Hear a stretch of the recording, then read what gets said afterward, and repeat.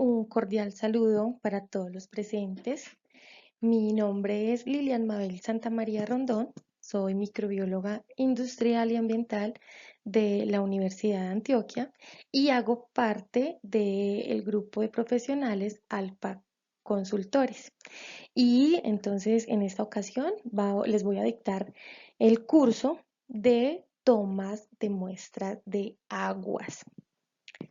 La sesión entonces la vamos a programar en varias partes. Esta va a ser la primera y entonces la idea es también tener dos más para que las vayan escuchando de manera pues paulatina y al final vamos a hacer una evaluación del curso en el cual les estaremos enviando el link y la respectiva entonces evaluación para que la puedan realizar.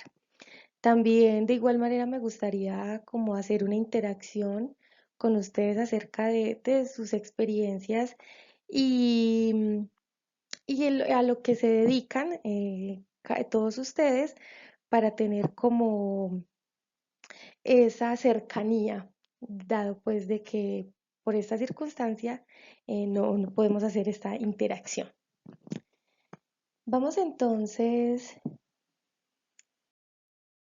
a iniciar, el cual el objetivo de esto es actualizar todo el contenido de los procedimientos técnicos relacionados a la recolección de muestras de aguas en diferentes matrices, de acuerdo a la normatividad que se presente para lograr la certificación eh, de todos ustedes.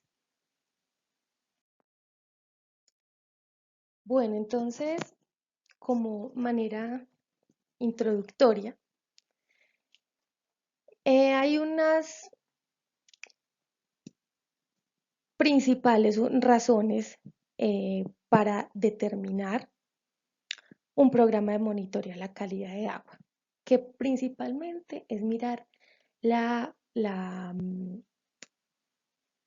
eh, calidad del recurso, que todas nuestras fuentes hídricas cumplan con unos criterios y unas condiciones para que tengan diferentes usos. La calidad del ambiente acuático se ve afectado también por los tipos de vertimientos de contaminantes, de todo lo que hay a su alrededor. Entonces, de acuerdo a lo que nosotros necesitamos en el uso de aguas, entonces este se puede ver afectado. Entonces, principalmente para eso se hace una toma de muestra de aguas, es mirar cómo se comporta, qué criterios tiene y de acuerdo a ello mirar si la podemos utilizar de acuerdo a nuestros intereses.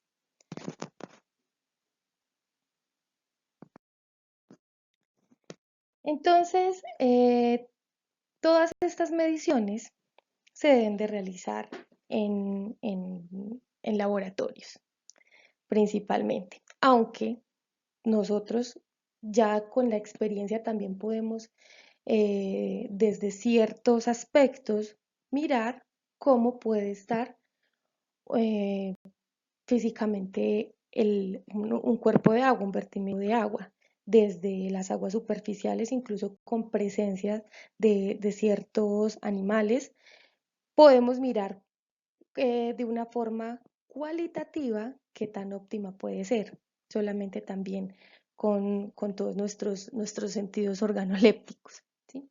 Entonces, estas mediciones son los métodos complementarios en los procesos de evaluación, ¿sí? En estas aguas superficiales. Las variables físico-químicas solo reflejan las condiciones ambientales en el momento de muestreo y no revelan las características del agua durante cierto periodo de tiempo. Mm, Recordemos entonces que eh,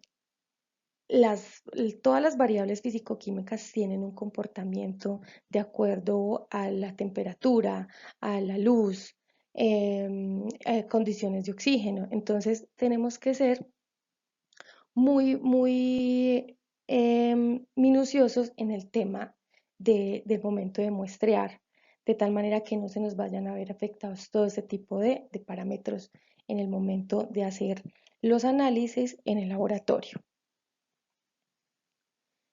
Y cuando hacemos el monitoreo, se debe ver reflejada todas las necesidades de información de los usuarios involucrados. Entonces, en Colombia existe un marco normativo relacionado a todo el tema de aguas. Entonces tenemos el decreto 1575-2007, en el cual acá nos cataloga cuáles son los tipos de agua y cuál es el control de la calidad para el agua de consumo humano y cómo se debe hacer los diferentes usos o los diferentes usos pues para que las cuales vamos a utilizarlo de acuerdo a las necesidades. También está reglamentado por la NTC 5667, en las cuales están divididas en la parte 1, que es en las directrices para el diseño de programas de muestreo, en la parte 2, que es está integrada la gestión ambiental y las técnicas generales del muestreo. En la parte 3 es la calidad del agua y el muestreo de la misma. Y la parte 14, que es la calidad del agua, la guía para el control en la calidad del muestreo y el manejo ambiental del agua superficial. También nos basamos en el Reglamento Técnico del Agua Potable y Saneamiento Básico RAS 2000, la resolución 4305, que está definido por Corantioquia como protocolo para la toma de muestras y preservación de las muestras de agua. También por el Instituto de Hidrología y Meteorología de Estudios Ambientales IDEAM, en el cual tiene el instructivo para las tomas de muestras de aguas residuales. Y entonces también está la resolución 0811, en la cual definen todos los lineamientos sanitarios para las personas prestadoras, en donde se definen el área de influencia, los lugares y los puntos del muestreo de la calidad del agua. Estaba muy tomada de la mano con la resolución 2115, que también esta nos habla de todos los criterios del agua para consumo humano.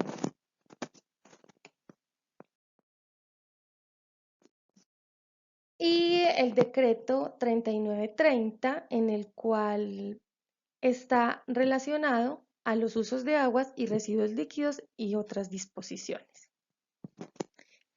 Y también tenemos la resolución 631-2015, en las cuales se establecen los parámetros y valores límites máximos en los vertimientos puntuales a cuerpos de agua superficiales.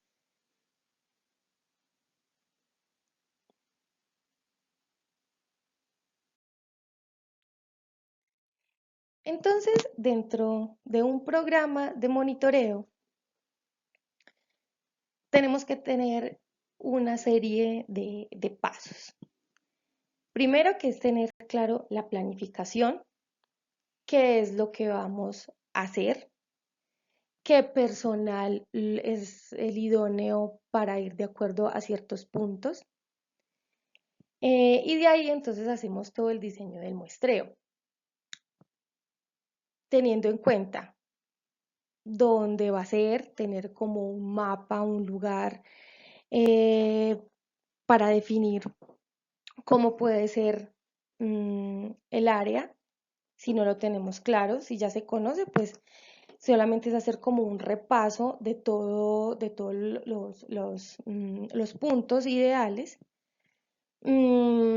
hacer la preparación de los equipos y materiales de tal manera que no se nos vaya a quedar nada por fuera Y para esto sería muy ideal siempre tener una lista de chequeo para la toma de muestras, de acuerdo también al tipo de aguas o al tipo de lugar donde se vaya a hacer el muestreo, dado que no es lo mismo realizar un muestreo para un punto fijo de agua potable a tener que ir a un lago, a tener que ir a una bocatoma, a realizar muestreo de aguas residuales.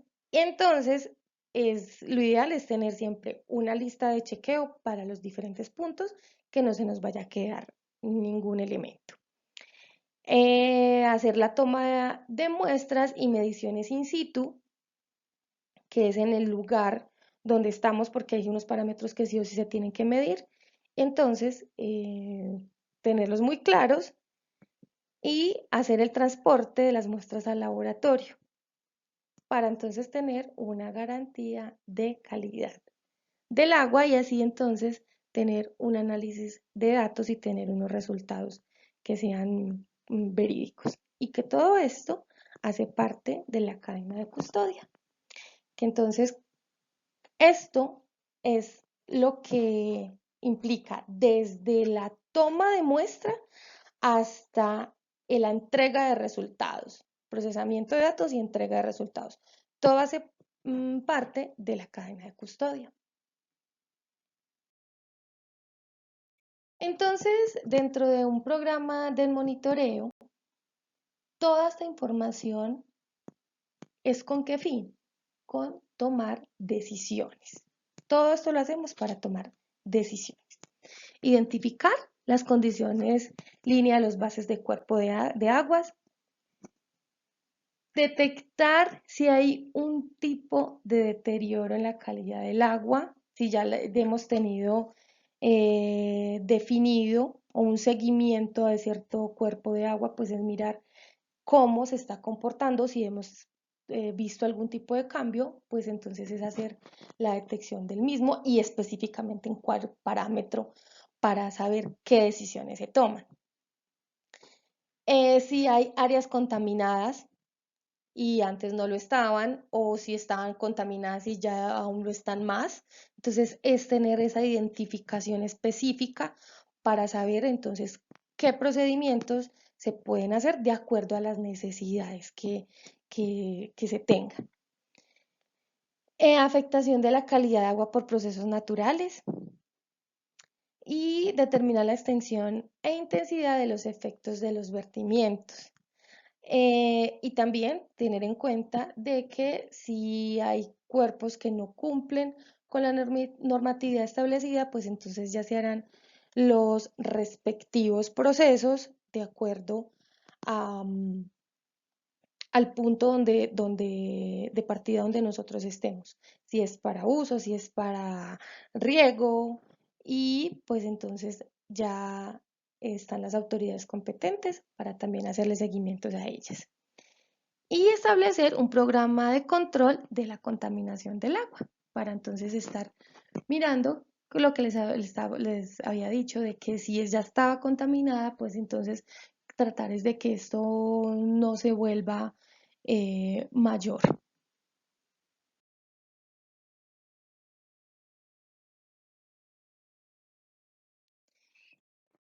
¿En qué campos de aplicación lo podemos realizar? Entonces es para aguas residuales, agua potable, agua de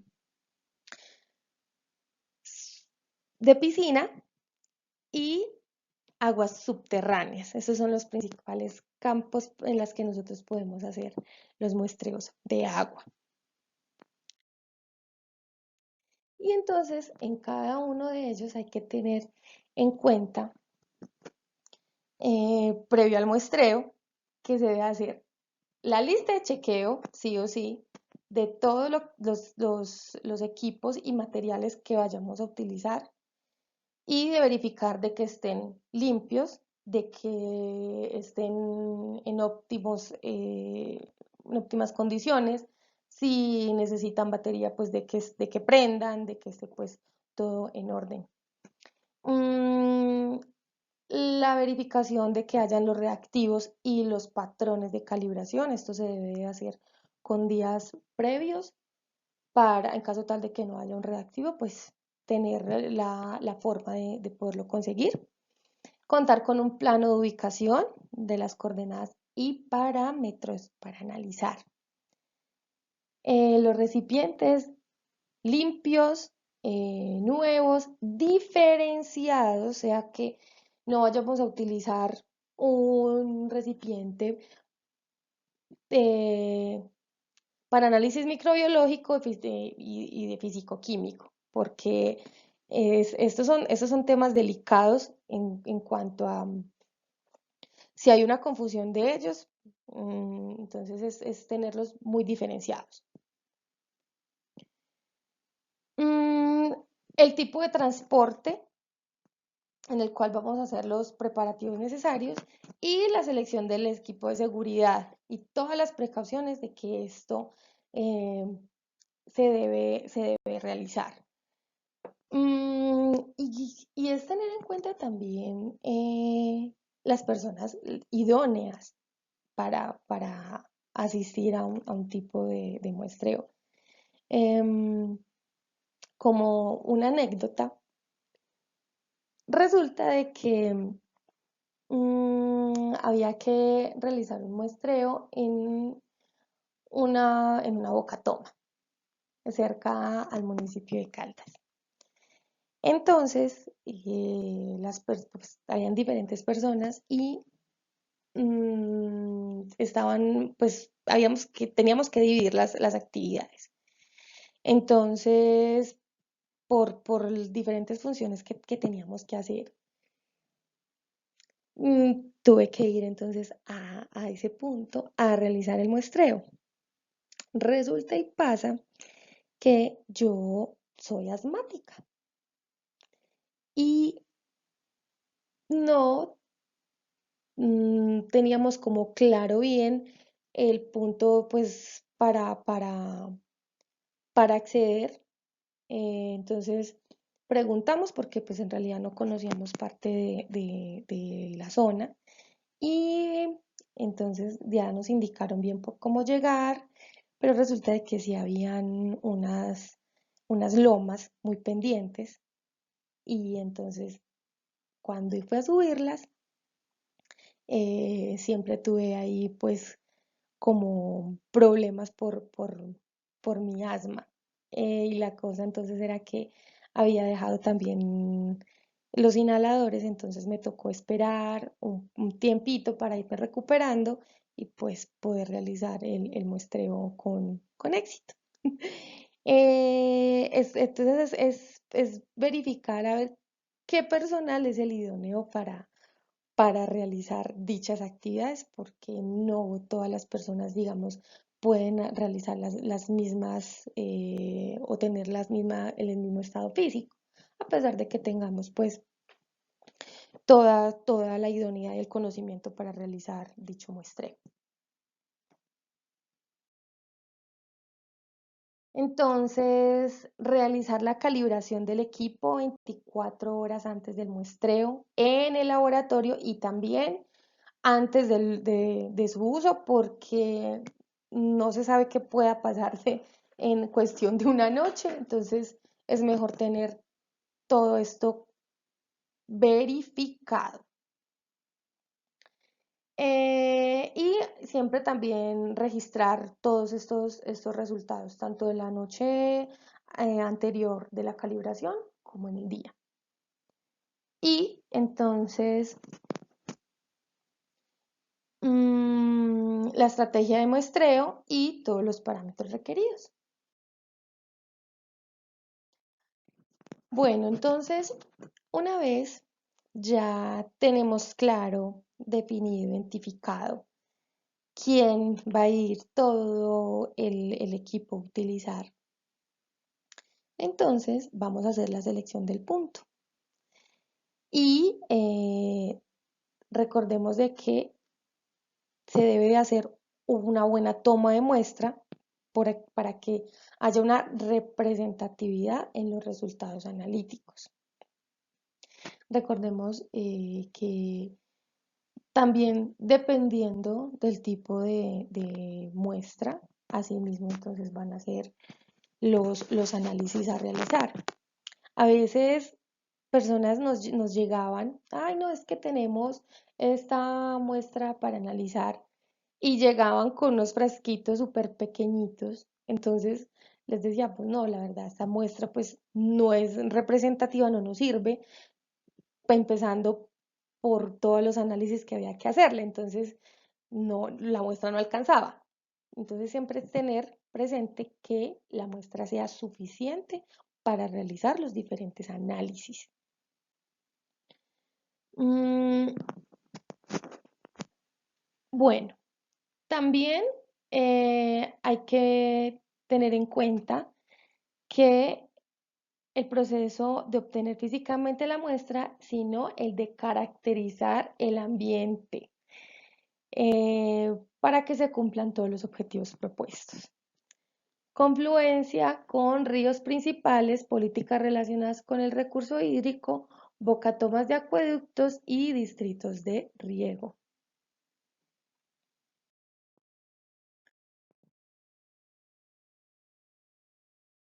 Bueno, entonces, en el plan de muestreo, ya que se establece el punto en que se toma cada muestra, se debe tener en cuenta la accesibilidad, la representatividad, la revisión de expedientes de este punto, los determinación de los hitos de aforo y de muestreo y el objeto de caracterización. Entonces acá es mirar para qué queremos hacer el muestreo, con qué fin y asimismo entonces tomamos el punto.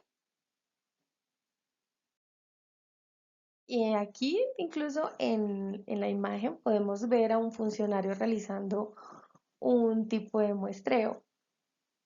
Y analicen la imagencita y me cuentan después en los comentarios cómo ven ustedes acá este muestreo. Sí, ¿qué tan óptimo es?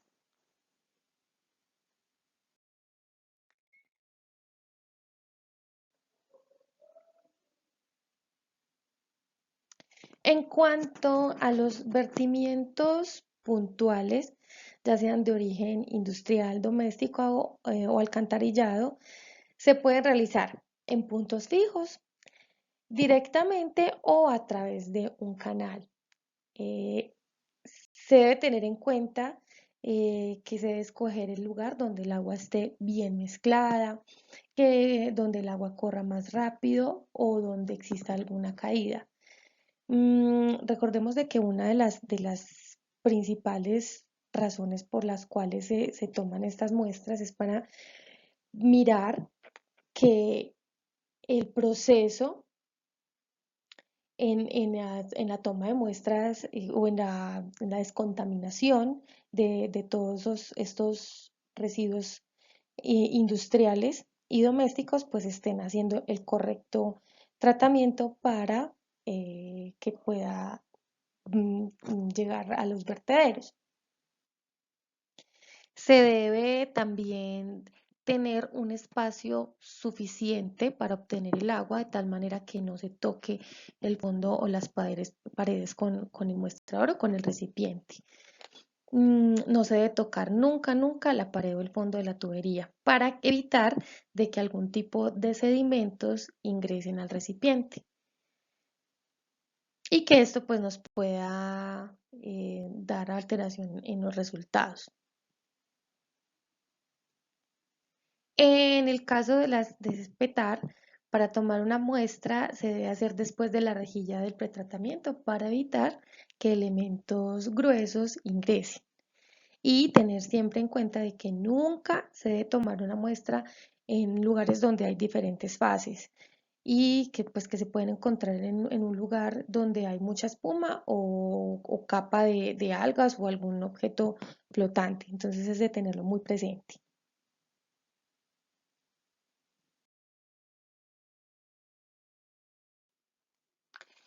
En los puntos de aguas superficiales, el objetivo es conocer la calidad de las mismas, ya sea de un lago, de un embalse, de un río. Y entonces siempre se debe tener en cuenta los elementos de la calidad biológica, ya sea la abundancia de toda la biota acuática en flora y fauna, la calidad físico-química, ya sea las condiciones térmicas, oxigenación, salinidad y pues los nutrientes y contaminantes que haya.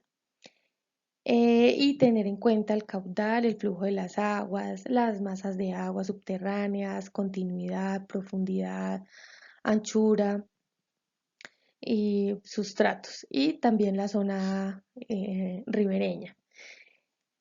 Siempre es de tener en cuenta cómo está la zona. Hay que tomarnos el tiempo de evaluar cuál es la mejor opción para que no hayan riesgos tanto del personal como de los equipos, ¿sí? Que no se nos vayan a caer y que se los lleve la corriente o algún tipo pues de riesgo que haya. Entonces siempre es tomarnos el tiempo de hacer un análisis donde puede ser la zona más segura para realizar un muestreo que sea efectivo y óptimo y que tenga pues facilidad para hacer la recolección de dichas muestras.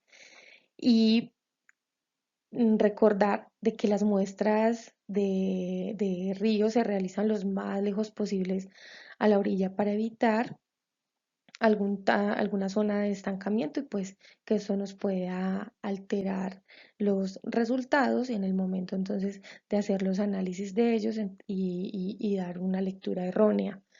Entonces, siempre es que se extraiga de zonas donde fluya el agua desde una profundidad deseada, pero siempre evitando remover el fondo para temas de turbiedad, de color, pues que no demos datos erróneos.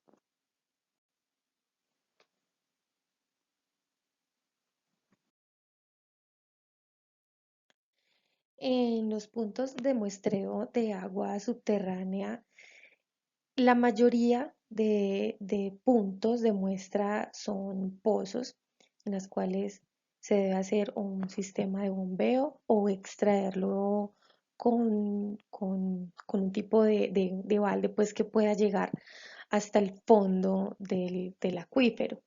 Y en estas pues hay unas variaciones naturales de los niveles de la calidad del agua. Y pues lo ideal siempre es que se haga en las medidas correctas, de tener siempre en cuenta todos los riesgos para tener una muestra óptima y mirar si en este punto está ocurriendo algún tipo de migración de contaminantes que ya sea que se deriven de este y caracterizar pues como todo el alcance que pueda llegar la contaminación.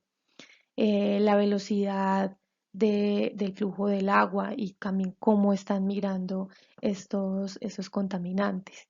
Y asimismo, pues hacer cualquier tipo de evaluación de riesgos y mirar si el agua también tiene las condiciones para determinados fines.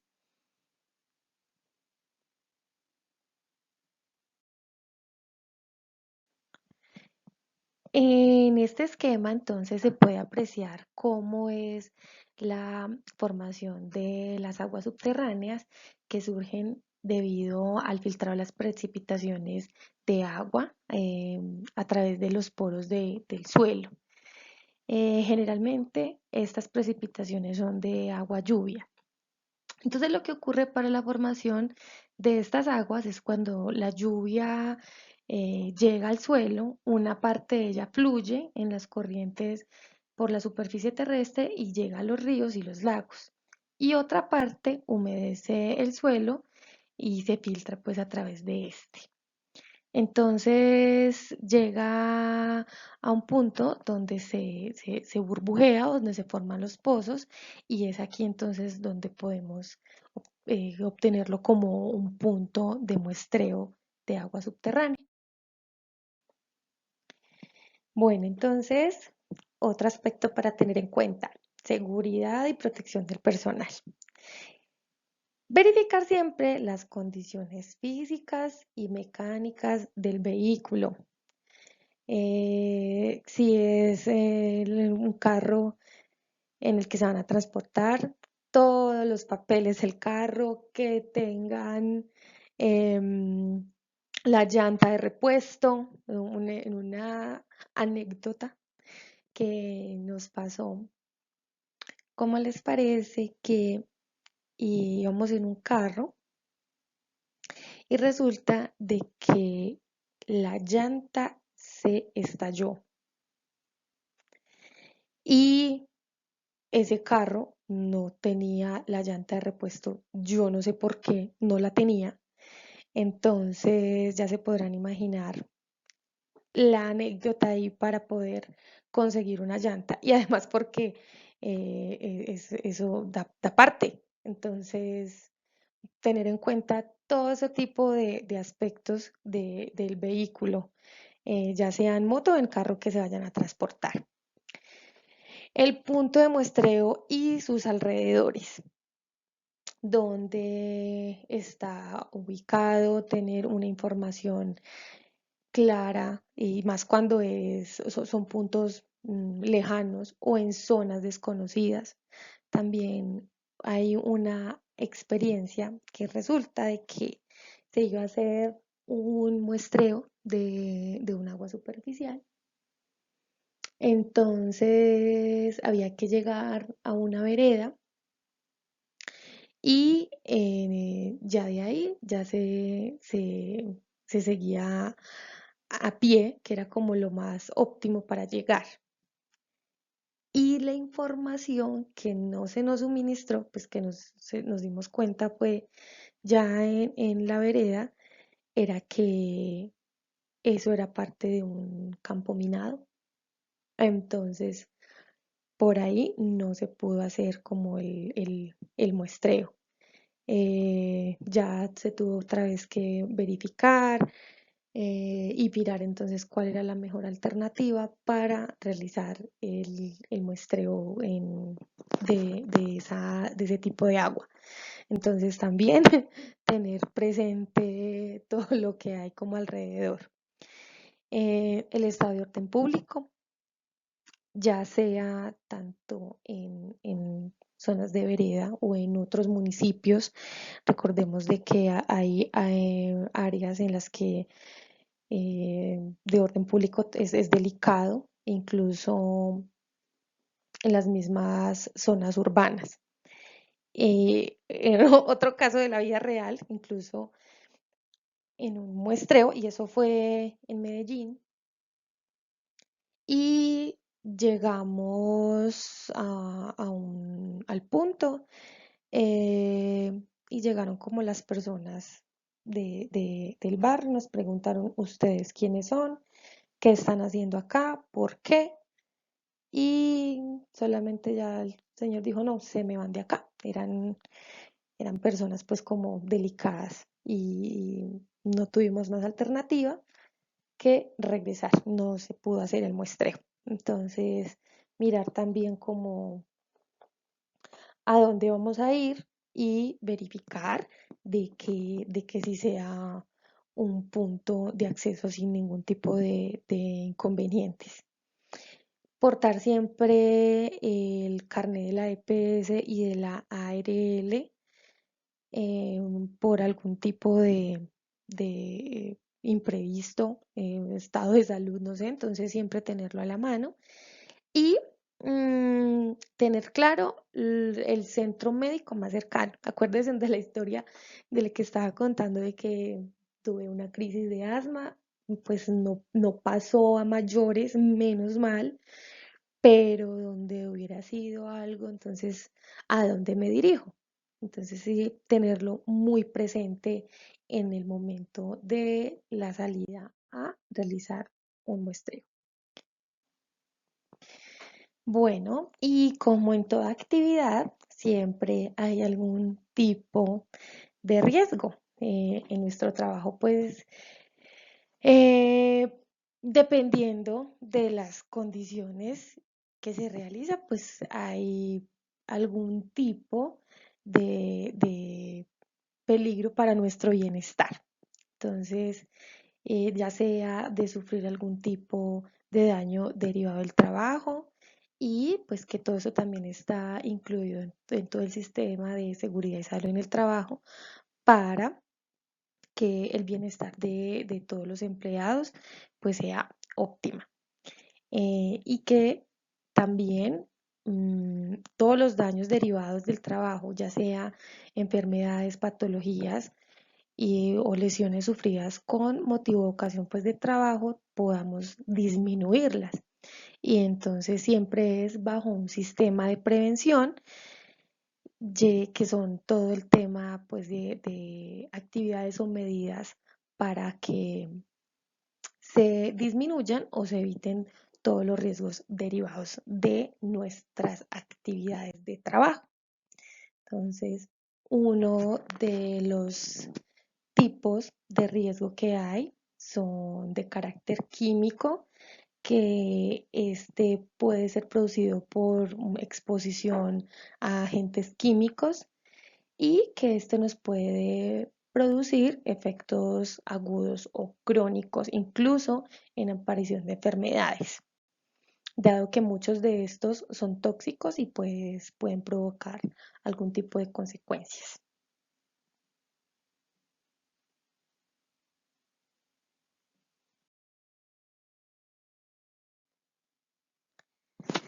Entonces, dentro de todo el sistema de seguridad y salud en el trabajo, también debemos de hacer la clasificación de la peligrosidad de los productos químicos y entre ellos está el de los materiales peligrosos según la ONU.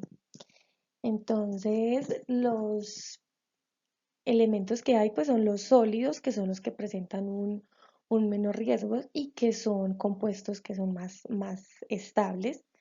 Están los líquidos, que entre ellos desprenden vapores y ocupan grandes áreas.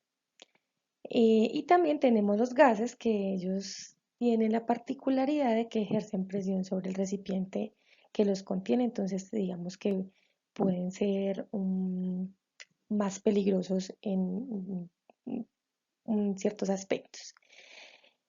Entonces, ellos están catalogados de acuerdo a el grado de peligrosidad, que está desde en menor número, desde el 0 hasta el 4, que entonces es que sin riesgo, poco peligroso, peligroso, muy peligroso o muy mortal, de acuerdo pues a los colores. Entonces tenemos el color azul, que son riesgos a la salud, el color rojo, que es la inflamabilidad, el amarillo, que es la reactividad, y el blanco, que ya tenga algún riesgo específico. Entonces, siempre es de tener presente realizar un inventario de todas las sustancias químicas que utilizamos para que en el momento del muestreo pues tengamos disponibles y para utilizarlas. Clasificarlos de acuerdo al riesgo y verificar que todos los compuestos tengan la etiqueta. Recordemos entonces que la etiqueta debe tener el nombre del producto, la denominación comercial, el proveedor, la denominación química de la sustancia, la cantidad con la que viene el envase, el pictograma de peligro, si hay algún tipo de advertencia, entonces lo debe de tener. Em, También los consejos pues de prudencia, y esto debe de tener todo el producto químico que vayamos a utilizar. Entonces, los productos los debemos almacenar en lugares frescos y secos, que sean ventilados, donde no llegue directa la luz del sol, en lo posible que sea ventilación natural y debe de haber un espacio adecuado, señalizado de forma adecuada em, para el área de almacenamiento de productos químicos. Las paredes deben estar pintadas con pintura epóxica y señalizar todo el área de circulación. Las estanterías deben de ser de un material óptimo, deben estar ancladas a paredes o al piso, con varillas antivuelco, con resistencia adecuada y debe de tener también una matriz de compatibilidad, que esta pues nos permite ver de una forma gráfica cuáles reactivos se pueden almacenar y juntos o separados. Recordemos entonces que en estas áreas no se debe de prender algún tipo pues de fuego, ni de cigarrillo, ni de nada pues por prevención. Bueno, entonces de acuerdo a la clasificación, estos son los pictogramas que están utilizando actualmente, en el cual tenemos una bomba explotando, que quiere decir que son explosivos como peróxidos orgánicos, autorreactivos, sustancias o mezclas que reaccionan espontáneamente. Tenemos la llama, quiere decir que son inflamables, ya sean gases, líquidos, sólidos, que producen calentamiento espontáneo. En contacto con el agua, pues desprenden algún tipo de gases que son explosivos. También tenemos la llama sobre círculo, quiere decir que son oxidantes, ya sean gases comburentes, líquidos comburentes, sólidos comburentes o aerosoles comburentes. La botella de gas son gases a presión, son gases comprimidos, ya sean gases licuados, refrigerados o un gas disuelto. El símbolo de corrosión, pues que son elementos corrosivos, ya sean que tenga efectos de corrosión cutánea, que causan daño ocular, ya sean, pues, mm, generalmente son lesiones graves. Y también corrosivo para metales. La calavera quiere decir que son toxicidades agudas, ya sea por ingestión o inhalación o por vía cutánea. El signo de exclamación son irritantes para la piel, para los ojos o algún tipo de sensibilidad en la piel, toxicidad específica o peligros para la capa de ozono.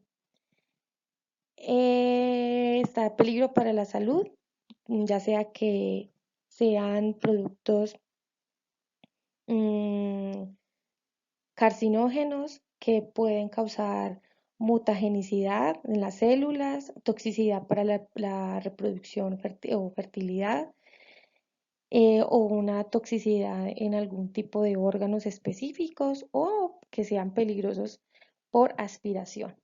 Y de medio ambiente, em, entonces, toxicidad acuática, ya sea a corto plazo o a largo plazo.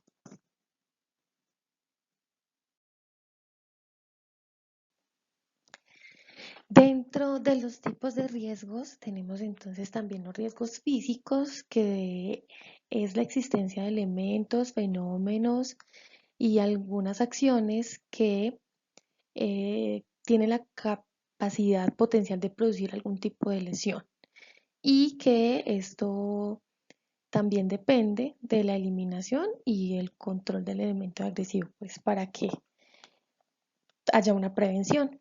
Dentro de estos entonces tenemos el ruido, que es aquel sonido que siempre produce algún tipo de efecto adverso, fisiológico o psicológico, y que van interviniendo con las actividades, ya sea de comunicación, trabajo, concentración o incluso el descanso. Entonces puede ser continuo y cuyos niveles de presión se mantienen en el tiempo, como lo son ventiladores, bombas o equipos en proceso. Son también los intermitentes, que cuando se presentan subidas bruscas y repentina de intensidad sonora. Eh, También tenemos los de impacto, que se presentan variaciones rápidas de un nivel de presión en ciertos intervalos de tiempo, como por ejemplo el sonido del martillo. Y es que todos ellos tienen efectos negativos, pueden causar pérdida del oído de manera temporal o permanente, alteraciones del equilibrio, estrés, dolores de cabeza, ansiedad, entre otros.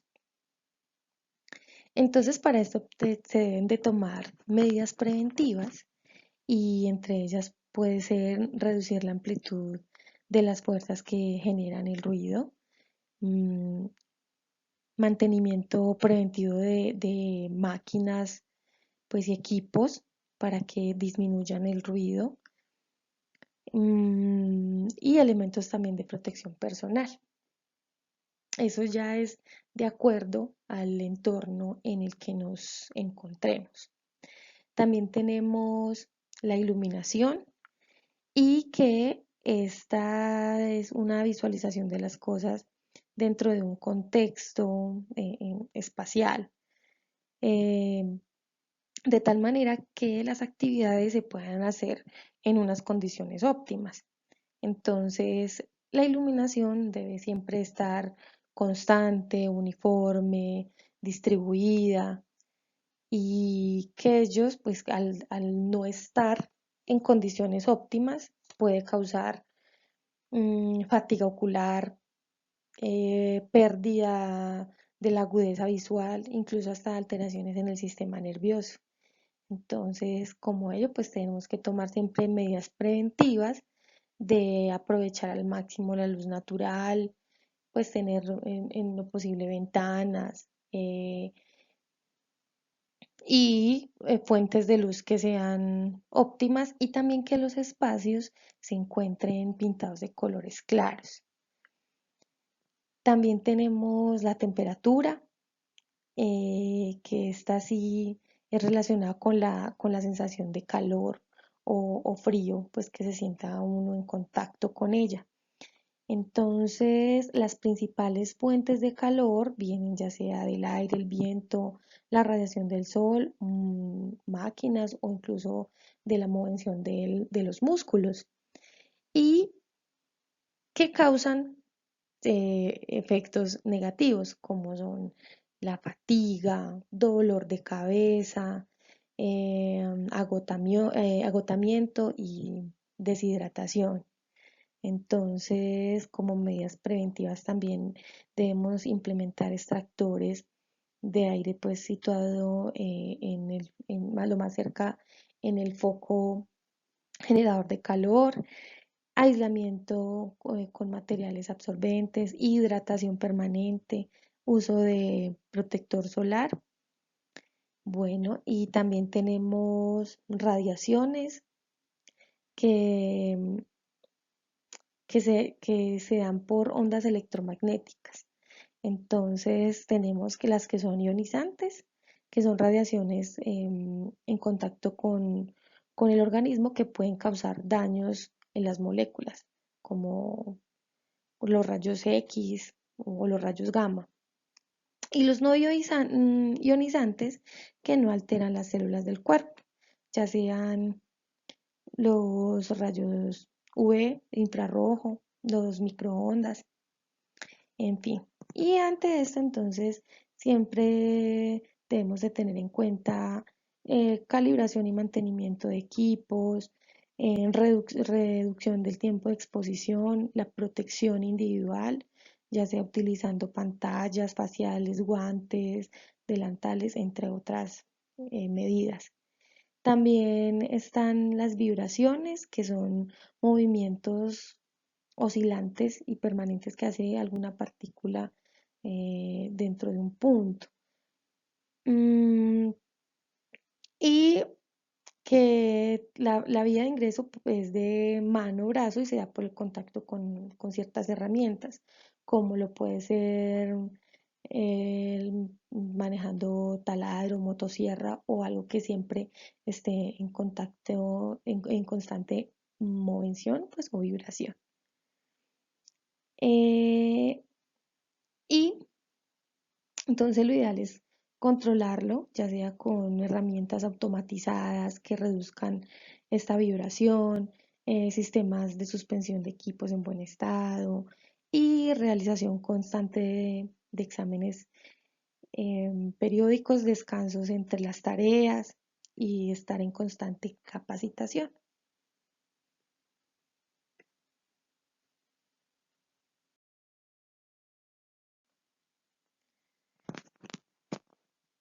Bueno, también están los riesgos de tipo ambiental, que ya se pueden clasificar como riesgos naturales, que son todos aquellos en los que estamos expuestos eh, de forma natural, por decirlo de una forma redundante, ya sea como terremotos, huracanes,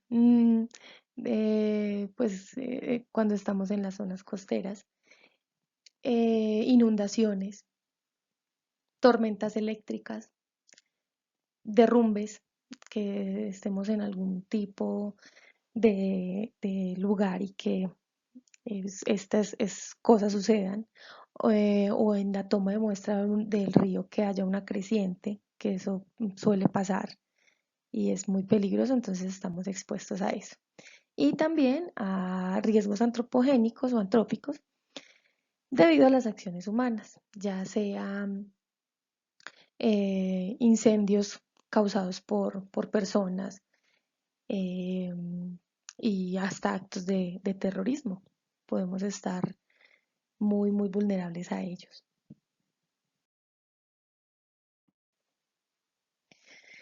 Bueno, entre los riesgos también está el riesgo psicológico o psicosocial, que son aquellas condiciones que se dan en una situación laboral directamente relacionada con el trabajo, el contenido del trabajo y la realización de la tarea.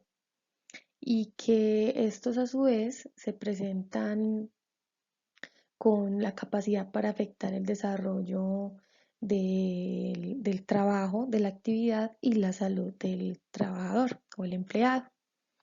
Entonces, eh, ¿cómo se reconocen? De acuerdo a la cantidad de trabajo, si es fácil, difícil, la monotonía, la repetitividad, la carga laboral, el acoso laboral incluso también está ahí incluido y que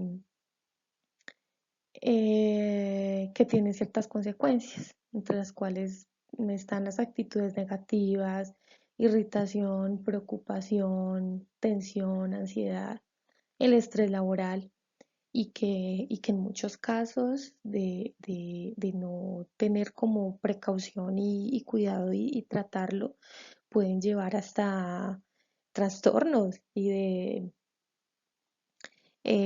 tratamiento psicológico que puede durar hasta años, y desencadenar otro tipo de miedos, en fin. Entonces, se pueden prevenir también y que se apoyan en diferentes medidas como adecuar la carga y ritmo de trabajo, pues de acuerdo a las situaciones que se presenten. Fomentar estrategias de comunicación, em, establecer sistemas de resolución de conflictos, la motivación a las personas, mm, la cohesión interna del grupo, mirar cómo se potencia la creatividad y todas las capacidades de los trabajadores. Entonces, eh, al mejorar todas estas condiciones y la calidad de las relaciones, pues se disminuye en un alto grado este riesgo.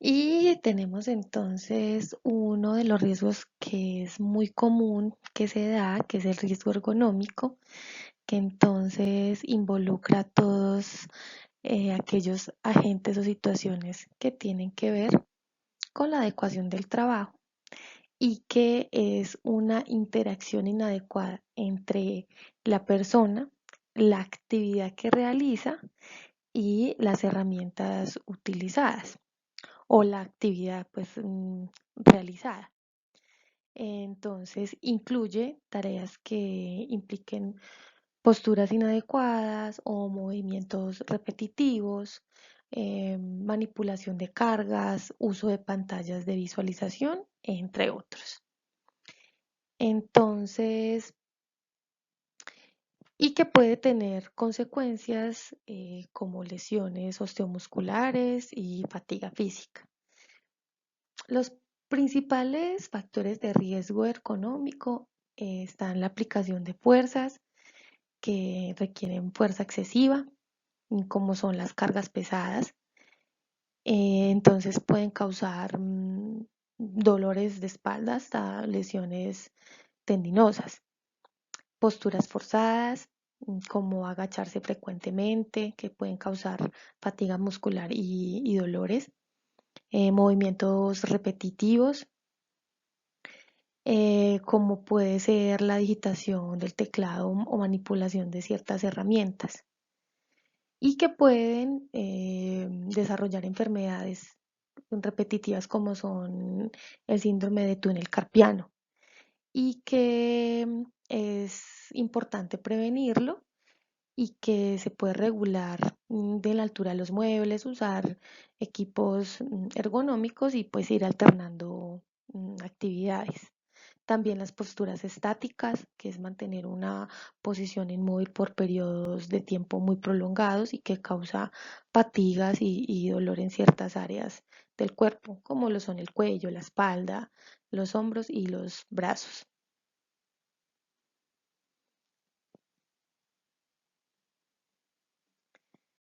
Y por último, entonces tenemos el riesgo biológico, que este consiste en la presencia de organismos o sustancias derivadas de organismos que pueden afectar nuestra salud. Recordemos entonces que estos riesgos biológicos que pueden ser de origen animal, vegetal, y pueden transmitirse en contacto directo, ya sea con el agua, aire, los animales, ciertas materias primas, fluidos corporales contaminados. Entonces eso también se ve dependiendo de las actividades laborales que se realicen. Tratamiento de aguas, limpieza urbana, en la industria alimentaria, em, en producción de abonos, agricultura y ganadería. Y entonces, y el contacto constante con animales. Entonces, que pueden pues causar efectos como, no sé, hepatitis, entre otros. Bueno, entonces hasta aquí va nuestra primera parte.